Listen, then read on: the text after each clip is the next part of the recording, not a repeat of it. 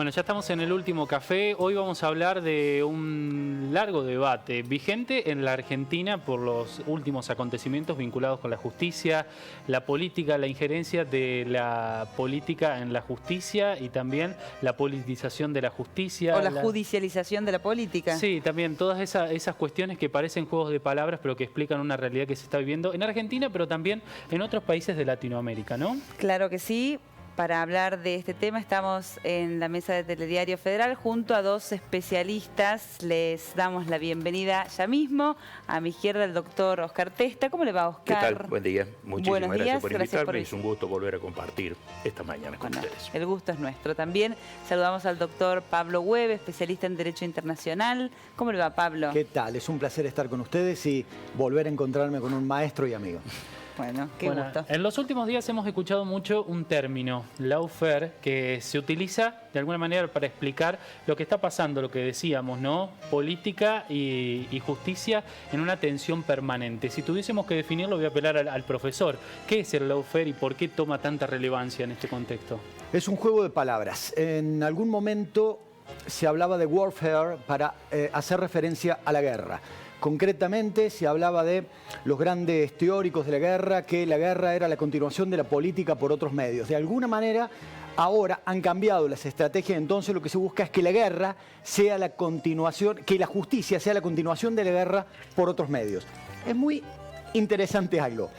Esto viene de 1999, a mi colega le va a interesar, por un juego electrónico, Civilization Call to Power. Este juego, de alguna manera, era una especie de TEG, para los que tenemos algunos años, y que era un juego por turnos. Había que lograr llegar al abogado. Y una vez que se llegaba al abogado, el abogado iba inventando situaciones para derrotar a las estructuras políticas de los otros estados. Esto luego se toma de definiciones de von Clausewitz y de alguna manera se utiliza, como decía recién, la continuación de la guerra por otros medios. Si ustedes me pidieran una definición, esto no se debe hacer, pero quiero ser bien preciso, muchísimas gracias. Es el uso indebido de instrumentos jurídicos para fines de persecución política, destrucción de imagen pública e inhabilitación de un adversario político. Requiere al menos dos cuestiones: acciones aparentemente legales y una amplia cobertura de prensa. Pero me adelanto algo por la presentación que se hizo sobre fines del bloque anterior. ¿Cómo diferenciar una legítima causa judicial de investigación de un hecho de corrupción con una causa de lawfare? Porque de alguna manera, correctamente podríamos decir que si ustedes me investigan por algo, el doctor, cuando era magistrado, me investiga por algo, yo, me están persiguiendo políticamente. No. Hay una serie de características. Primero, un timing político, es decir, hay una campaña electoral, hay una interna, hay alguien que de la oposición que puede llegar a tener mayor porcentaje de popularidad que yo, entonces utilizo ese momento. No solo eso. Segundo, reorganización del aparato judicial. No es que él, que es el magistrado que corresponde por lo que establecía la ley, es el que me cita a declarar. No. Hay un movimiento, sacan un fiscal, cambian la integración de las cámaras, sacan a alguien que podría haber sido garantista y meten a otra persona. Tercero, el doble rasero de la ley o la doble moral. Es decir, cosas que en otras circunstancias no serían comunes, no sería común una prisión preventiva, y acá me meto en el terreno de él, que es el que sabe en serio, pero en este caso sí hay una prisión preventiva. Y por último, medios de comunicación masiva y concentrados que se utilizan en este sentido. Con esto ustedes pueden tener una primera aproximación que, si me piden una definición, es el uso indebido de instrumentos jurídicos con fines de persecución política. Bueno, con esta brillante presentación y teniendo además las imágenes de Cristina Fernández de Kirchner y su declaración el pasado lunes ante un tribunal que la está juzgando por una causa de corrupción en la obra pública, le pregunto al doctor Oscar Testa, ¿hay en Argentina lawfare? Bueno, después de la descripción clarísima que ha hecho el doctor Pablo Hueve, ese es el dato, digamos, que luego de la indagatoria de la expresidenta Cristina Fernández ha traído a los centros de discusión, como este que estamos planteando en este momento, la existencia o inexistencia del lawfare y de qué manera se puede verificar si existe o no existe. Como decía el doctor Weber recién, la cuestión de poder escudarse en el lawfare lo puede llegar a tener cualquier persona que sea perseguida y con las características que tiene que tener la causa, es decir, una gran trascendencia pública, es decir, no puede ser una pequeñez lo que se esté discutiendo, y que de alguna manera este lawfare, que tanto puede afectar, esto hay que aclararlo un poco también, tanto a los gobiernos en curso como aquellos que lo fueron, o aquellos que se impide que lleguen al poder nuevamente o por primera vez. Eso tiene que ver con un dato que es esencial y central en todo esto. Las causas que de alguna manera pueden entenderse como lawfare tienen una duración muy extendida en el tiempo, porque la esencia de lo mismo es precisamente neutralizar, en el caso de un gobierno, medidas que quiere tomar o está tomando, los famosos palos en la rueda, a través de denuncia por incumplimiento de funcionario público, los amparos que no se terminan de resolver nunca y que impiden la aplicación de algún tipo de medidas. Los famosos artilugios. Exactamente. Y por otro lado, como es lo que está denunciando Cristina Kirchner en este momento, que es el más común de todos realmente y el que más brota, digamos, por lo menos en esta región de Latinoamérica, el desprestigio personal y el desprestigio de determinadas políticas que hacen que se deteriore notablemente la imagen pública del candidato, del político, como así también de las políticas que pretende instrumentar o que ha instrumentado y que se teme que vuelvan a ser impuestas.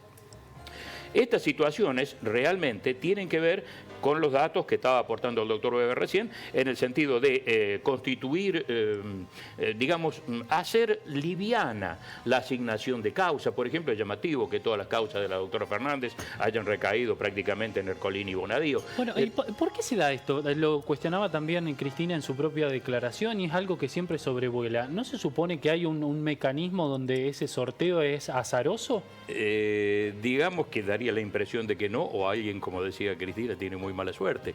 Este tipo de cuestiones yo creo que en definitiva terminan siendo digitadas y eso es lo que genera la sospecha del lawfare. Bueno, porque el lawfare en definitiva, ¿cuándo vamos a saber si una causa es lawfare o no es lawfare?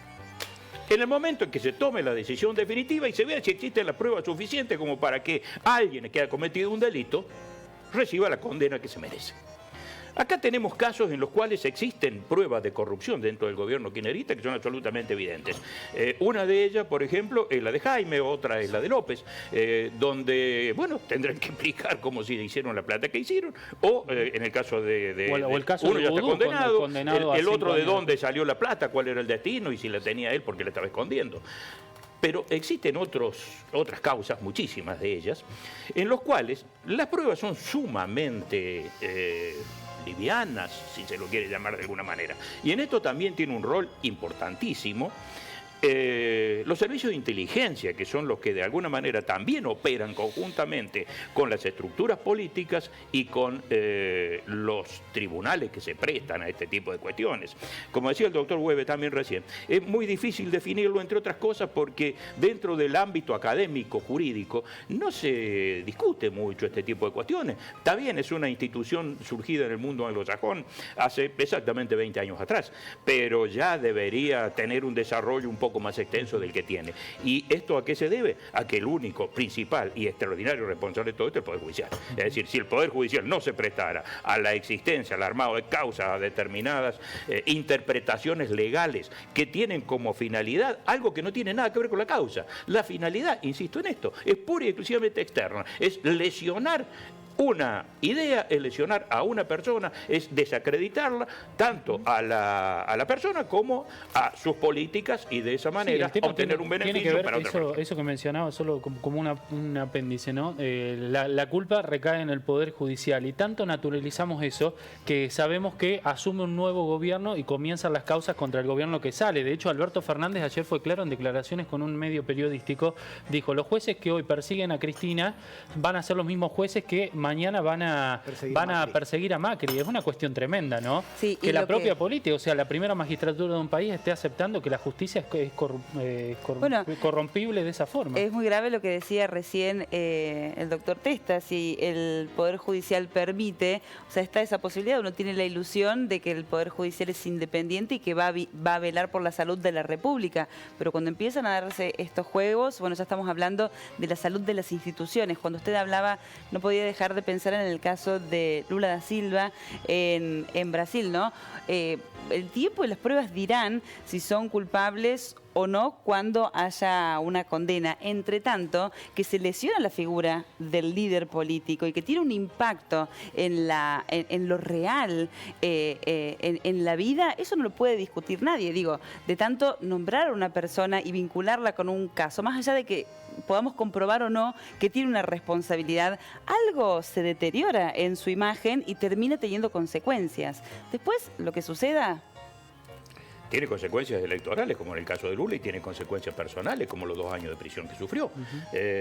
Mientras tanto, es un devenir en el cual las causas están abiertas, se continúan apelaciones por un lado, casaciones por otro, diferentes tribunales que van interviniendo, claro. Y siempre, en el caso de Brasil, con la mano negra de Moro por detrás de todo ello, y que termina con un cambio de gobierno en el cual pasa a ser el ministro poderosísimo dentro de la estructura de Bolsonaro. Mientras tanto, el daño está causado, independientemente de cómo termine. Esa es la esencia. Hay una cuestión de tiempos también, porque uno desde el punto de vista de la sociedad también entiende de alguna manera la condena premeditada, sin tener pruebas, sin esperar las pruebas, porque la justicia no te da respuestas. ¿Cuánto pasa hasta que hay condenas firmes, cuando se pasa cada una de las instancias?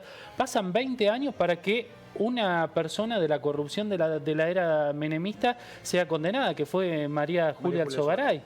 Pasaron 20 años para que una persona sea condenada después de un gobierno que fue de los más corruptos de la historia argentina. Es increíble que eso se permita, ¿no? También es cierto que el Poder Legislativo tiene una enorme responsabilidad porque las leyes no son muy claras. El delito de enriquecimiento ilícito de funcionarios es un delito que castiga cualquier cosa menos el enriquecimiento ilícito. Es decir, la redacción del tipo delictivo hace que, por ejemplo, si María Julia Alzogaray hubiera enviado una carta documento a la Fiscalía diciendo sí, el aumento de mi patrimonio vino porque yo pedí coimas, había que imputarle cualquier delito menos ese.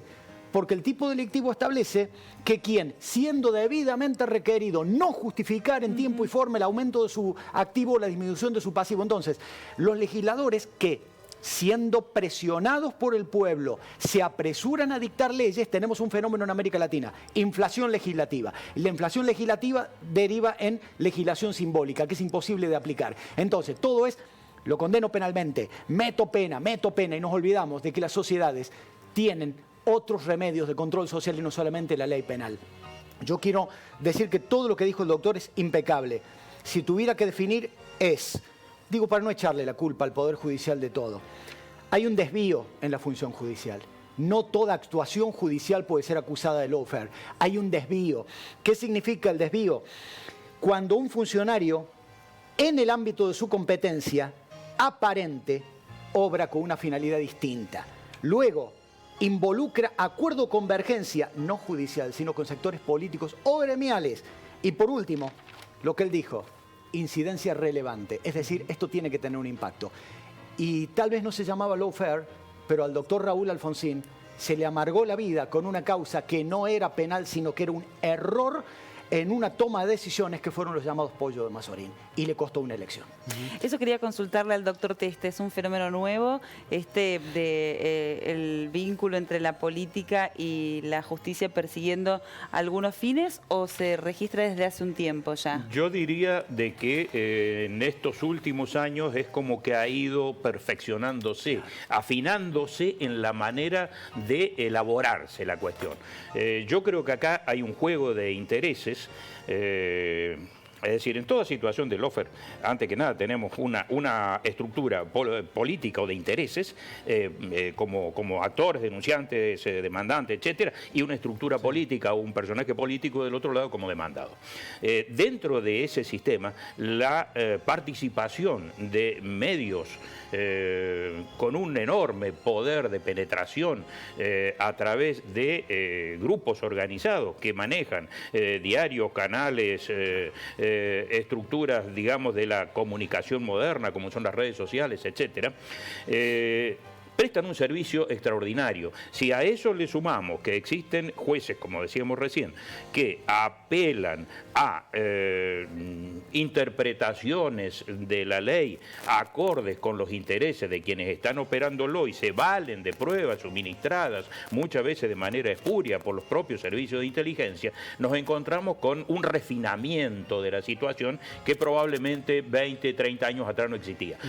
Yo creo que el ansia de alguna manera domesticar la justicia respecto de aquellas causas de trascendencia política ha existido siempre. Por lo menos operadores políticos deben haber existido siempre. Sí, y esto estamos hablando de lo que es la justicia federal en los lugares donde realmente se dirimen las circunstancias o los temas o las causas que tienen una trascendencia política o económica inmensa. Porque tampoco podemos descartar lo político, lo económico dentro de todo esto, que también tiene muchísimo que ver y de alguna manera es muy probable que determinadas políticas que beneficien a determinados sectores cuenten con el apoyo de esos sectores económicos precisamente como originarios de la cuestión del lawfare.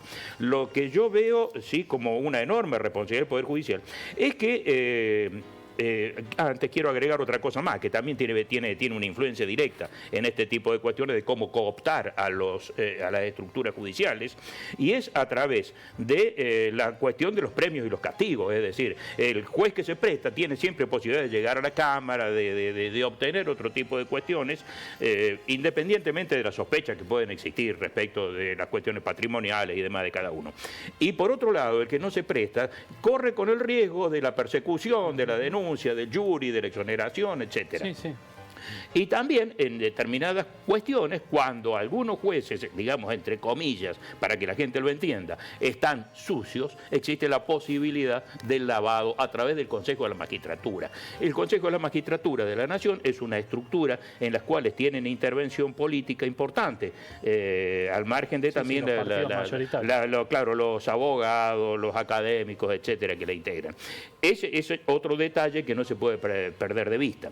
Pero también dentro de la propia justicia existen las actuaciones administrativas, que yo creo que son las que, de alguna manera, si el propio Poder Judicial decide depurarse de una vez por todas y desprenderse de este tipo de cuestiones que afectan de manera extraordinaria la administración de justicia, porque yo a título personal, con lo que años que estuve, 40 años en la justicia de Río Cuarto, puedo decir que las tachas que tiene la justicia de Comodoro Pi acá prácticamente no existe ninguna.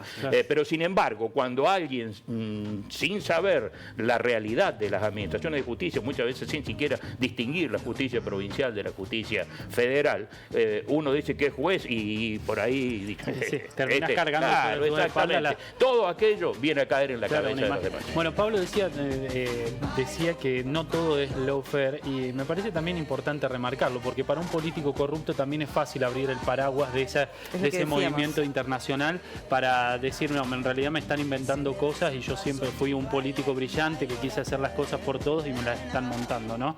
Por último, una consulta breve. ¿Hay perseguidos políticos en Argentina, como plantea Cristina?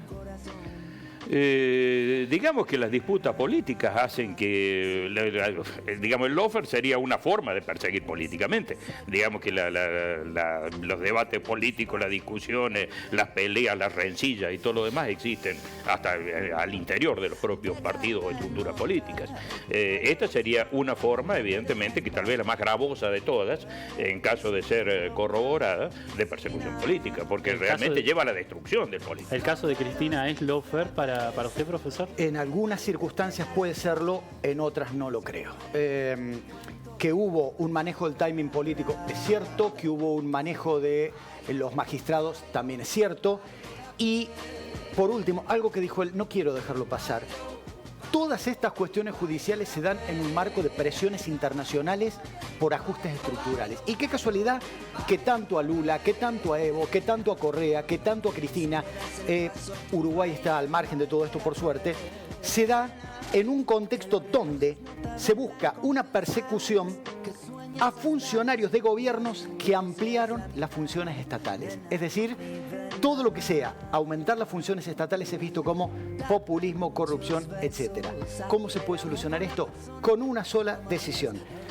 Se requiere tomar en serio las garantías procesales, el debido proceso. Dos palabras, debido proceso. La prisión preventiva, otra cuestión, otra figura, otra herramienta que tiene que ver con aquello y que también debería tratarse, uno no se imagina un traspaso de mando con un pedido de prisión para Dietrich, para Alonso, para el presidente Mauricio Macri. Bueno, hay una modificación del Código Procesal Penal de la Nación que está definiendo ese tipo de cuestiones muy oportunamente, cuando está yéndose uno.